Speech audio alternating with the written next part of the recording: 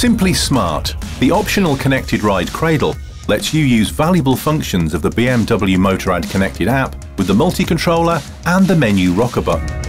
Make sure you have installed the BMW Motorrad connected app. Open the BMW Motorrad connected app, click on Connectivity Hub, then Connect New Device. Select your cradle and connect. A confirmation that the connection is established is displayed.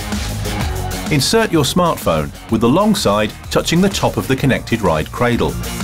Make sure the arms hold the smartphone into place. The cradle supports wireless charging via the QI standard. Charging via cable is possible as well.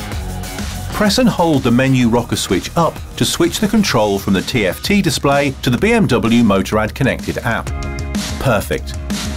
Controlling the connected app works similar to controlling the TFT display. Turn the multi-controller to navigate through the menu. Tilt the multi-controller right to select an app feature, like navigation or to zoom in the map. Tilting right in map view, you can access navigation features like entering a destination. Standing still, you can use your smartphone via touch as well, for example, to enter an address.